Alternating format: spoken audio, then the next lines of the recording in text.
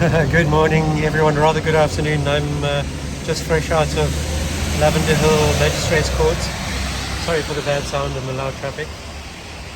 Yeah, and the defendant didn't turn up for the second time. Last time was a month ago, and apparently he told the CPS he was having a medical issue and was in hospital. This time, no explanation, didn't turn up. Anyway, the magistrates heard my evidence and found him guilty.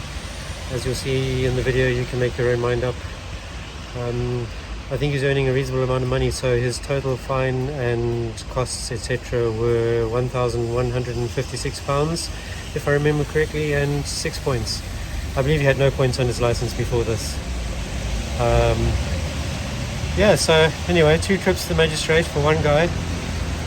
Can't say I'm very impressed at him making me turn up twice, but anyway. It's part of what you do here.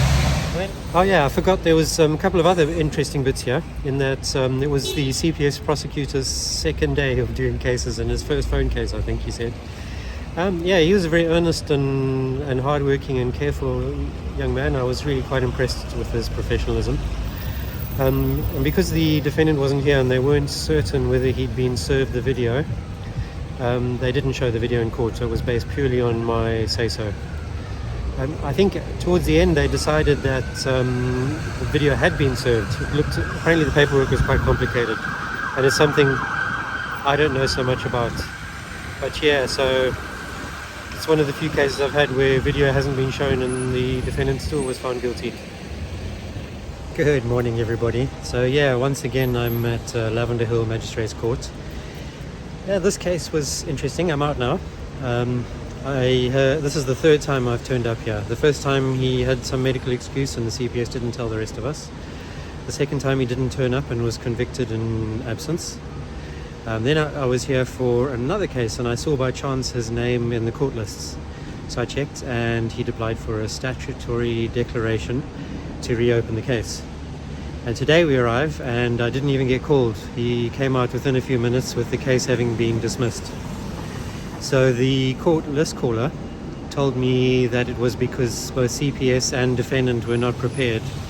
I'm not sure exactly what that means and why they couldn't try the case.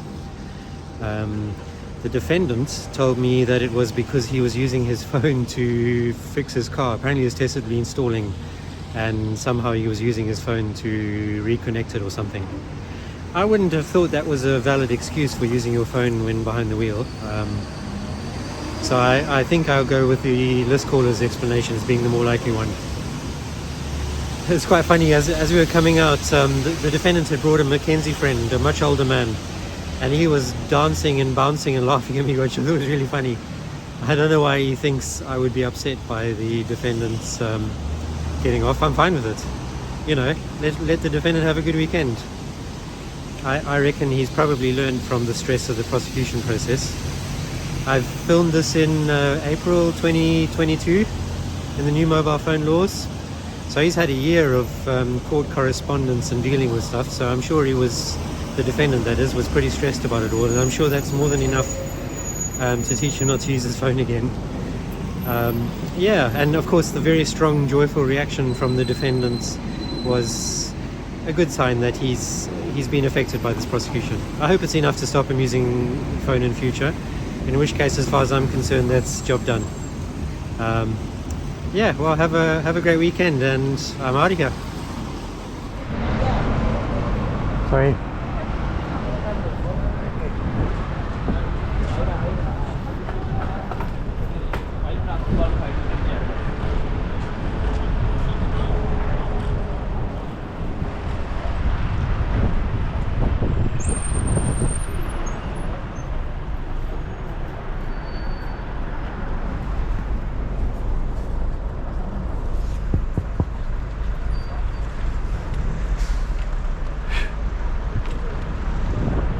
LD69HAA. You see what this is? I'm gonna report you to the police who are gonna give you... You big baby.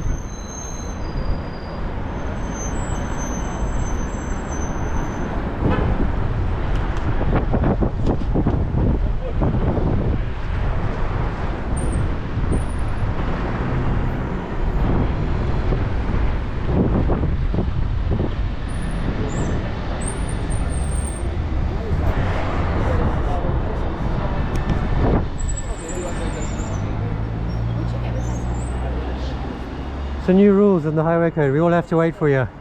And that's the way it should be.